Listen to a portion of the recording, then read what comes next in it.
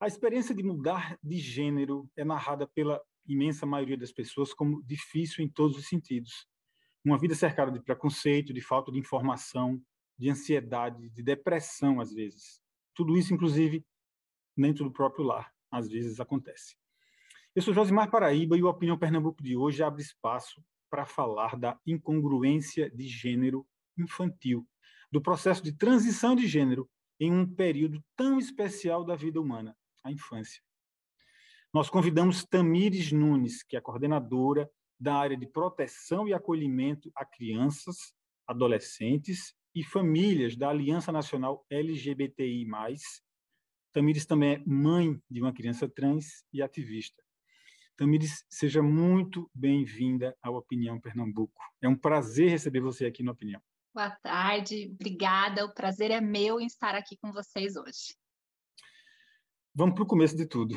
Como é que foi o começo? Como é que foi o começo dessa experiência? Qual foi a primeira percepção que você teve, ou as primeiras percepções a respeito de Agatha? Tinha alguma coisa diferente nela? Que ela era tão especial assim? Tinha, e a gente sentia, né? Acho que mãe sente. Mas eu percebia um incômodo muito grande dela quando eram as coisas masculinas, né? Então, para quem não sabe, a Agatha é uma menina trans, ou seja, ela foi entendida enquanto menino por ter pênis.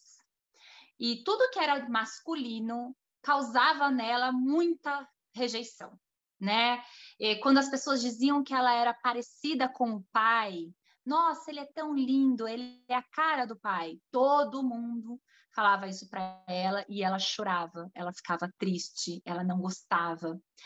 Os brinquedos tidos como masculino, as roupas tidas como masculinas, né? Nada agradava ela. Nada, ela tinha um pesar, ela tinha uma tristeza em ter que cumprir esse papel, em ter que usar aquelas roupas. Por que ela não podia usar um vestido?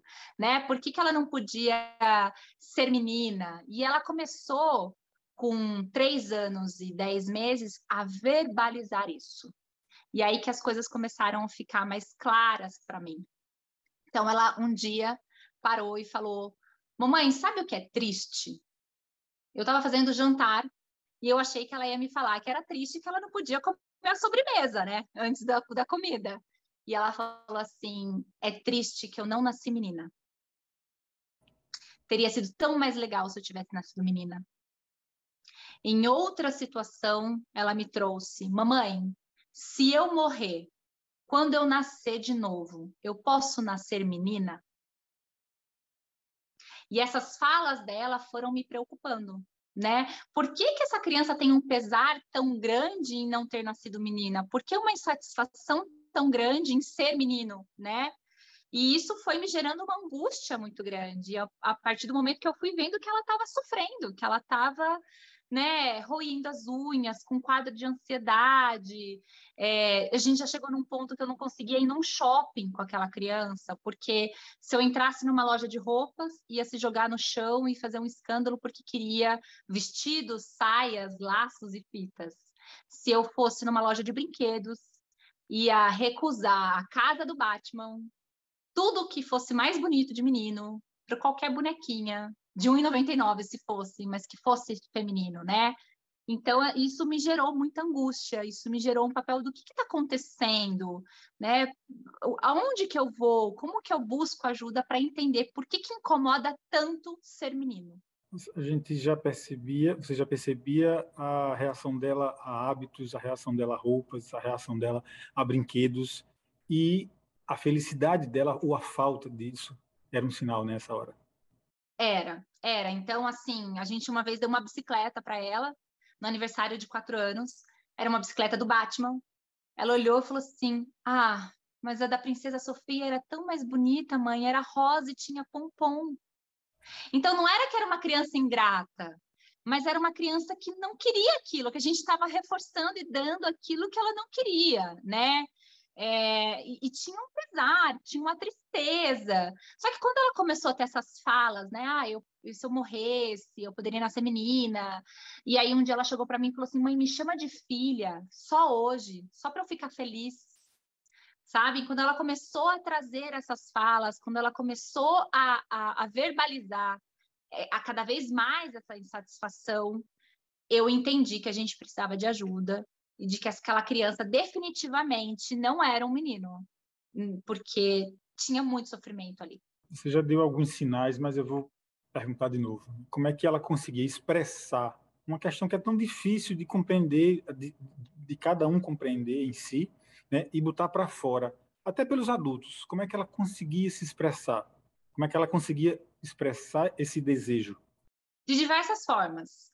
Quando uma vez a gente perguntou, a gente fez uma brincadeira de desenhar para deixar pro gênio da lâmpada. Então vamos desenhar como vai estar nossa família no futuro. Ela se desenhou de cabelos longos e vestido, né? Enquanto o menino se desenhou com roupas femininas. Chorar, né? Então, quando a gente às vezes dava alguma coisa masculino, chorava, falava que não era isso. Verbalizar, né? Eu teria sido mais feliz assim, eu gostaria que fosse assado, eu seria mais feliz se eu fosse uma menina. E recusar. Então, uma vez ela estava brincando de teatrinho com a irmã, tem uma irmã mais velha, e a irmã falou assim: agora é a sua vez de ser o herói e eu vou ser a princesa. Ela sentou e falou: não, eu não vou ser o herói, porque eu vou ser a princesa ou eu não vou ser nada. E uma criança, para ela se recusar a brincar, é porque a coisa é séria, é algo que incomoda muito. Então, ela se recusava a qualquer papel masculino, mesmo que fosse numa brincadeira, no lúdico. Então representações de desenho, brincadeiras, recusas de roupas, recusas de brinquedos, tudo isso era só unicamente com o masculino. Só o masculino ela recusava, só o masculino ela não queria. E essa tristeza, né, que ela ia trazendo no olhar, o choro, quando alguém falava que ela era parecida com o pai, ela chorava, ela falava, não sou parecida com meu pai. Esse pedido, mãe, me chama de filha só hoje, só para eu ser feliz, né? Só para ser legal. Então, isso tudo nos levava a entender que aquele papel masculino não cabia para aquela criança. Vamos para a escola?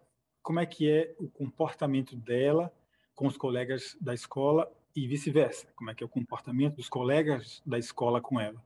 E aí eu pergunto mais: bullying existia, existe, porque ela na escola tem que se relacionar tanto com iguais na idade quanto com adultos, né? Então a relação com outras crianças e com adultos. E a relação de bullying com essa diferença de idade é sempre diferente. Como é que foi a questão dela, né? Apesar de tudo isso, apesar dela conviver com crianças da mesma idade, como é que é a relação dela com os colegas? Ela passou pela transição de gênero ela passou pela transição de gênero aos 4 anos de idade, tá? Naquela época, ela estava numa escola onde as coisas foram bem complicadas, né? Nós tivemos muito embate com a direção, que não compreendia que existiam crianças trans, que essa questão poderia vir na primeira infância. Nós tivemos embates com outras famílias que acharam que o que estava acontecendo era um absurdo. Nós tivemos embate com professores que ficaram curiosos para entender o que estava acontecendo, o que tinha dentro da nossa casa, que pudesse causar tal efeito. Então, nós tivemos várias relações complicadas e confusas com adultos. Mas as crianças foram os nossos menores problemas, né? Claro que houve, né, um amiguinho ou outro que falou uma coisa sem graça, que riu da cara dela, que fez uma gracinha. Mas numa turma de 20 alunos, 16 a tratavam muito bem.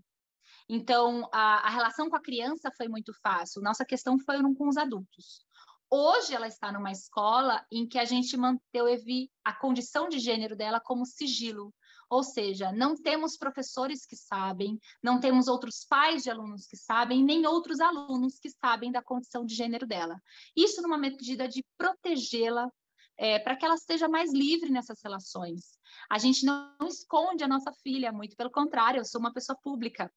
Mas quando eu não escancaro a condição de gênero dela, eu dou a oportunidade para que ela escolha para quem ela vai contar que ela é trans ou não. E até o momento ela não quis contar para ninguém. É claro que você está narrando para a gente uma condição dela ter mudado de escola, não é isso? Em algum momento. Isso, Ela mudou de escola, e aí nessa nova escola a gente pediu sigilo em relação à condição de gênero dela. Essa entrevista é conduzida muito pelas suas palavras, porque assim eu fico meio sem saber exatamente para onde eu tenho que ir. Mas eu queria avançar um pouquinho, perguntar uma coisa que eu tinha botado lá para frente, mas que vale agora. Como é que como é que foi sua busca por conhecimento? Porque a gente está falando de uma coisa que não é comum, que não é tão fácil. Não existe uma farta bibliografia a respeito, onde você tem todo um conhecimento já adquirido e você pode trabalhar com ele. Como foi obter informação para ajudar a Agatha? Foi muito difícil, vou ser sincera, que eu procurei em grandes livrarias livros sobre crianças trans, sobre variabilidade de gênero na infância, na primeira infância, que era o meu caso, e eu encontrei raríssimos, muito poucos, alguns artigos científicos, principalmente internacionais, e eu fui lendo e fui dialogando com pessoas trans, né? Eu acho que isso foi o meu maior conhecimento, foi dialogar com as pessoas trans, entender como elas viam a infância delas, como elas viveram isso, né? Conversei com especialistas da área de psiquiatria, psicologia, li livros que pudessem me dar um norte possível, mas eu estudo muito, participo de muitas palestras, escuto muito, eu me ponho no lugar de aprender. Era um assunto muito distante da minha realidade. A minha família era uma família cis, hétero, não tinha amigos gays, não tinha amigos trans, e a primeira pessoa trans que eu conheci foi minha filha. E aí eu precisei me abrir para esse universo e comecei a buscar lives, filmes, livros, conversa com pessoas, isso que foi o meu amparo. Psicólogo. Você já falou disso da psicologia, eu vou puxar agora o assunto. Vocês devem ter tido experiências ruins com psicólogos, ou com outros profissionais também. Claro que a gente não tem necessidade nenhuma de falar nome de ninguém. Mas você pode contar para a gente se teve alguma experiência difícil com um profissional que tenha condenado a condução que vocês deram à vida de Agatha? E quais eram os argumentos que eles usavam? A gente tem críticas de monte, né? As pessoas falam, deixa ela ser livre. Tá, mas então como que a sociedade vai ver um menino com vestidos que quer ser chamado de menina? Né? A questão da transgeneridade infantil não é uma questão que os pais escolhem que os seus filhos vão ser trans. Não existe chá de bebê, você quer que seja menino, menina, você quer que seja trans. Não existe isso. Não é o sonho de nenhuma família, mas é a realidade de muitas. A gente escolhe apenas optar pelo carinho, pelo amor, pelo afeto, pela validação do que aquela pessoa sente. E aí a sociedade tem uma questão cultural, né? Uma menina de pênis é entendida na nossa sociedade como uma menina trans. Esse rótulo, quem coloca é a sociedade, não são os pais que colocam isso, né? A gente só colhe a nossa filha enquanto menina. A gente só colhe a nossa filha enquanto quem ela entende que ela é. E nós tivemos alguns profissionais que criticaram a gente, mas lá atrás, né, no começo do processo, eu lembro que enquanto mãe, eu estava sofrendo muito por essa mudança, por toda essa adaptação que tem que acontecer. Eu me despedi do meu filho, de todos os sonhos que eu tinha para aquele filho, entender que eu tinha uma filha e sonhar diferente com essa filha. E eu estava vivendo um luto. E eu procurei uma profissional da psicologia e falei, olha, eu estou vivendo um luto, eu estou vendo meu filho desaparecer na minha frente, isso está me causando uma dor. E ela olhou para mim e falou assim, olha, esse seu luto é imaginário, né? Luto mesmo tem uma mãe que está perdendo um filho no hospital. E aí eu sofri muito porque eu me senti invalidada. Ela não sabia se colocar no meu lugar, né? Existem vários tipos de luto. E o que eu estava sentindo realmente era um luto, era uma dor, era um pesar, e tinha que ser respeitado, né? Então, essas críticas, elas foram muito lá atrás, naquele processo que a gente estava procurando profissionais e nos encontramos com alguns totalmente despreparados.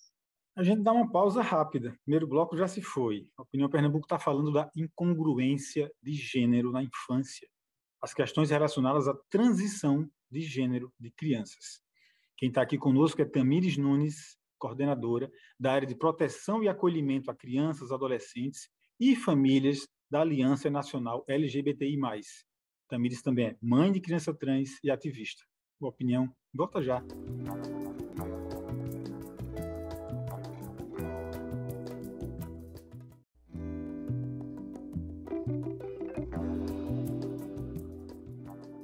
Olá, estamos de volta com o Opinião Pernambuco, que está falando da incongruência de gênero na infância.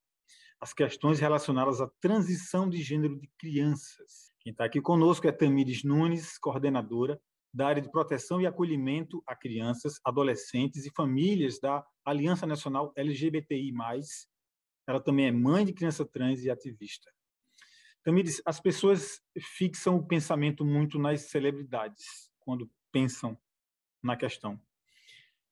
Quem está na mídia, né, como Tami, Gretchen, como tantas outras celebridades que passam por esse processo, né? Aí vem uma tempestade de informação que, às vezes, eu acho que complica mais do que ajuda.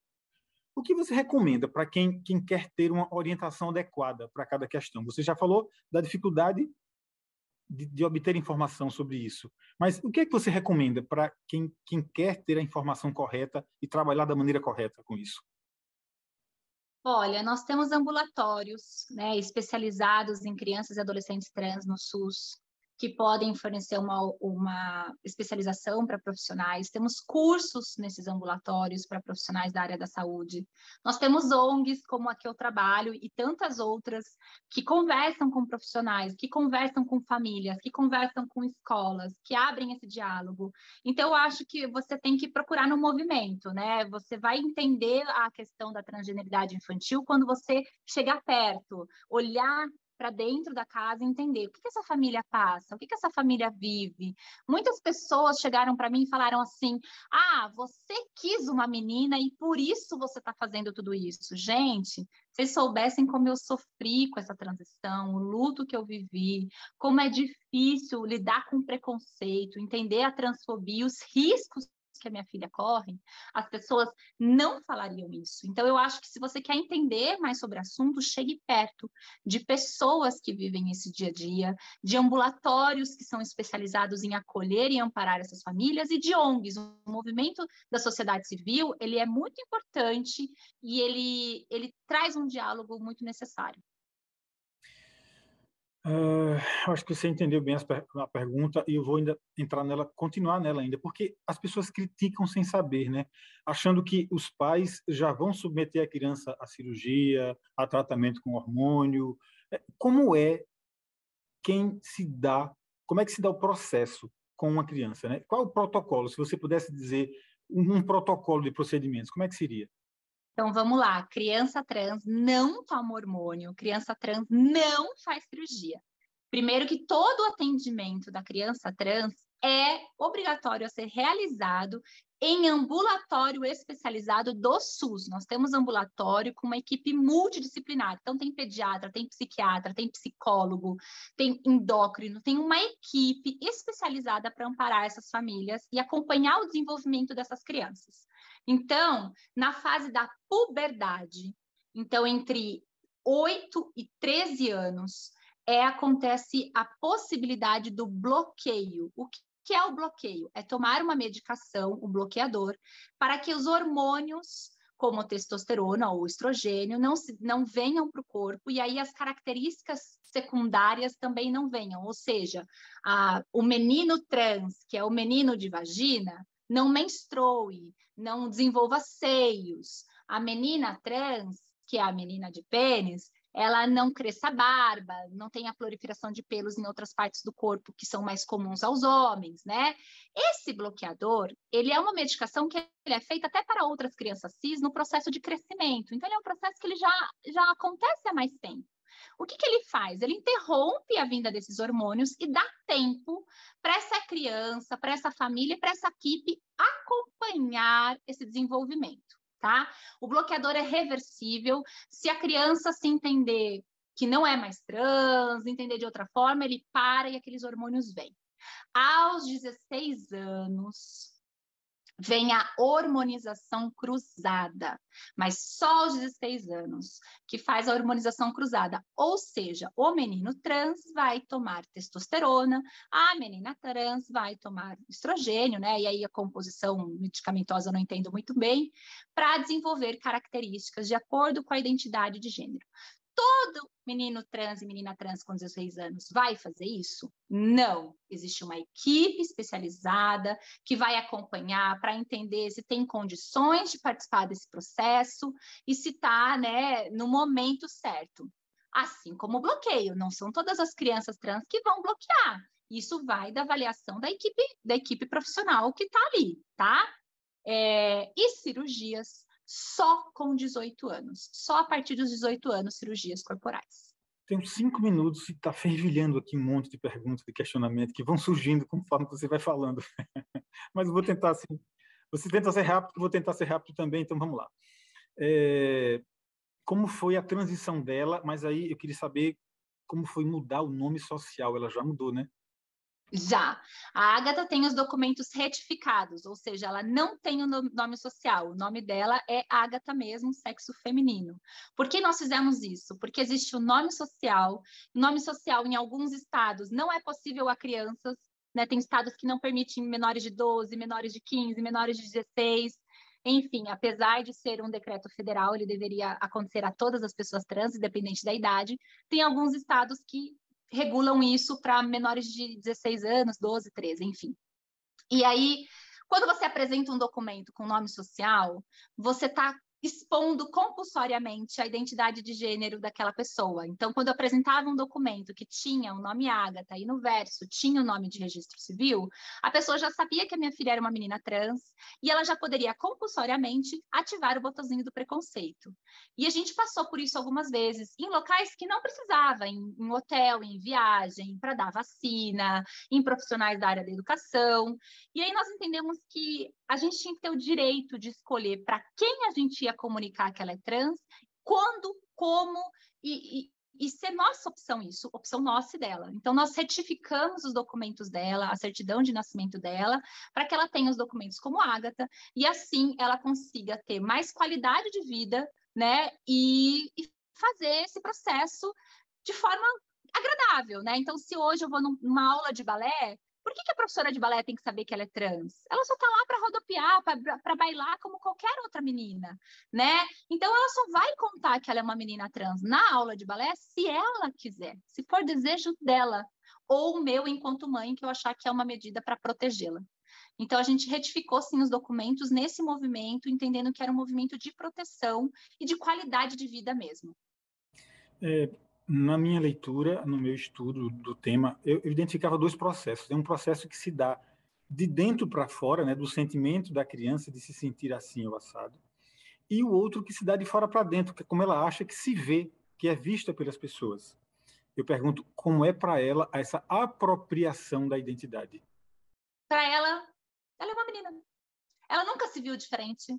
Ela é uma menina, as pessoas veem ela como uma menina, e para ela tá tudo bem. Eu que entendo que tenho que posicionar ela que ela é uma menina trans, né? Porque às vezes ela chega para mim, ai mãe, eu vou ser Miss Brasil. Você vai ser a Miss Trans Brasil mais linda do mundo, né? Eu ainda trago para ela porque ela tem que saber como ela é vista na sociedade, quem ela é, a história dela e ter muito orgulho disso. Mas para ela é uma menina, ela é vista como menina, e para ela não tem diferença, ela é uma menina só que de pipi. E o que mal tem, né? Ela tem 7 anos, para ela é isso. A descoberta e o acompanhamento antes da adolescência chegar são muito importantes, né? Então, a gente está falando que muitos adultos trans acabam tendo as suas infâncias deslegitimizadas e acabam sofrendo violências físicas, emocionais, psicológicas, tanto na infância e na adolescência. E aí já chegam à vida adulta mais traumatizados, violados, marginalizados, né? Então, quanto antes a gente acolher a demanda dos nossos filhos, quando eles trazem essa demanda, a gente acolher, a gente amparar e a gente respeitar os nossos filhos, é sempre o melhor caminho. A gente está no finalzinho, só tenho menos de 2 minutos, porque você também é escritora, escreveu um lindo relato da experiência de criação de Agatha. Qual foi a ideia ao escrever Minha Criança Trans? E fala um pouco também, rapidamente, da tua experiência nas redes sociais. A ideia de escrever o livro é porque muitas pessoas me falavam assim, mas como você tem certeza? Por que que você acha isso? Então, um livro, eu convido o leitor a ouvir, escutar e ver. Tudo que eu ouvi, escutei e vi da minha filha para entender que ela é uma menina e que eu deveria respeitar isso dela, né? Eu faço um trabalho nas redes sociais porque a gente precisa falar, a gente precisa naturalizar essa discussão de uma forma respeitosa, com humor, às vezes séria, mas a gente precisa naturalizar essa discussão, que as crianças trans existem, pessoas trans não nascem com 18 anos, não são filhos de chocadeira, eles têm uma infância, essa infância tem que ser acolhida e respeitada. Última pergunta, qual o seu sonho para a Agatha? É sempre tê-la viva. Só isso. Forte resposta. A Opinião Pernambuco está encerrando. Agradecer demais a Tamires Nunes, que esteve aqui conosco. Hoje falamos da incongruência de gênero na infância, as questões relacionadas à transição de gênero de crianças. Esses e outros programas super interessantes você pode assistir no canal do YouTube da TVU Recife, TVU Recife / Opinião Pernambuco. Até um próximo programa.